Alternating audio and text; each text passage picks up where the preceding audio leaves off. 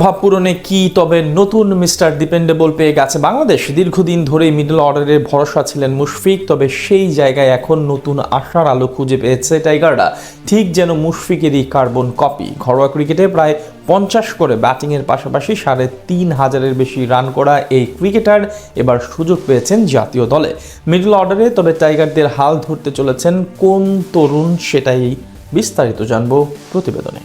বাংলাদেশ ক্রিকেটের ইতিহাসে প্রায় এক যুগ ধরে মিডল অর্ডারে ভরসার নাম মুশফিকুর রহিম। দায়িত্বশীল ব্যাটিং আর লড়াকু মানসিকতা নিয়ে মুশি হয়ে উঠেছিলেন দলের সবচেয়ে নির্ভরযোগ্য নাম। তাই অনেকেই তাকে ডাকতেন মিস্টার ডিপেন্ডেবল বলে। কিন্তু সময়ের সঙ্গে সঙ্গে সামনে এসেছে নতুন এক প্রশ্ন, মুশফিকের পরে মিডল অর্ডারের সেই দায়িত্ব নেবে কে? সেই প্রশ্নের উত্তর খুঁজতে গিয়ে এবার আলোচনায় উঠে এসেছে এক নতুন নাম, তরুণ wicket keeper batter Amit Hasan. ঘরোয়া ক্রিকেটে ধারাবাহিক পারফরমেন্স, প্রায় 50 গড়ে ব্যাটিং এবং লাল বলের ক্রিকেটে অসাধারণ ধৈর্য দেখিয়ে অবশেষে পাকিস্তানের বিপক্ষে আসন্ন টেস্ট সিরিজে বাংলাদেশ দলে ডাক পেয়েছেন প্রতিভাবান এই তরুণ। অনেকেই মনে করছেন মুশফিকের বিদায়ের পর মিডল অর্ডারে টাইগারদের নতুন মিস্টার ডিপেন্ডেবল হবেন এই অমিতই।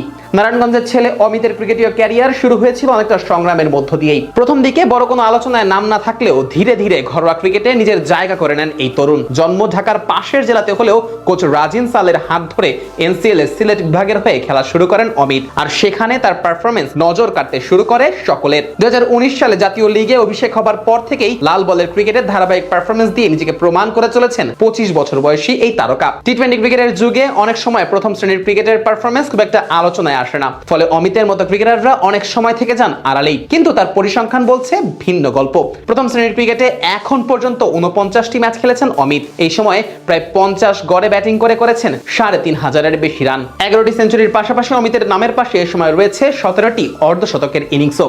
ঘরোয়া ক্রিকেটে এমন ধারাবাহিক পারফরমেন্স খুব বেশি ক্রিকেটারের ক্ষেত্রে দেখা যায় না। গত এক দশকে জাতীয় ক্রিকেট লিগে এক মৌসুমে 700-এর বেশি রান করতে পেরেছেন মাত্র 2 জন ক্রিকেটার, তাদের একজন এই অমিত হাসান। শুধু তাই না, তার ক্যারিয়ারে রয়েছে 2টি ডাবল সেঞ্চুরিও। এর একটি ম্যাচে প্রথম ইনিংসে ডাবল সেঞ্চুরি করার পর দ্বিতীয় ইনিংসেও করেছিলেন শতক। ব্যাট হাতে কতটা ধারাবাহিক ক্রিকেট খেলতে পারেন অমিত, সেটারই যেন প্রমাণ মেলে এই পরিসংখ্যানে। ঘরোয়া ক্রিকেটে ধারাবাহিক পারফরমেন্সের পর অবশেষে নির্বাচকদের নজরে পড়েন অমিত। পাকিস্তানের বিপক্ষে আসন্ন টেস্ট সিরিজের দলে অন্তর্ভুক্ত করা হয়েছে প্রতিভাবান এই ক্রিকেটারকে। ক্রিকেটীয় দর্শনে ভারতের কিংবদন্তি ব্যাটার রাহুল দ্রাবিড়কে অনুসরণ করলেও অমিতের প্রিয় ক্রিকেটার মুশফিকুর রহিম। তার মতোই উইকেট কিপিং এর পাশাপাশি ব্যাটিংটাতেও সিদ্ধহস্ত অমিত। ঘরোয়া ক্রিকেটে কয়েক বছর ধরেই খেলছেন একই দলের হয়ে। কাছ থেকে মুশফিককে দেখে অনেক কিছুই শিখেছেন। সামনের দীর্ঘ ক্রিকেটীয় ক্যারিয়ারে সেই শিক্ষাটাই তাই কাজে লাগাতে চান অমিত, মানিয়ে নিতে চান জাতীয় দলে। নীরবে নিভৃতে ঘরোয়া ক্রিকেটে নিজেকে গড়ে তোলা এই ক্রিকেটার এখন বড় মঞ্চে প্রমাণ করার অপেক্ষায়। তিনি সত্যিই কি হতে পারবেন বাংলাদেশের নতুন মিস্টার ডিপেন্ডেবল?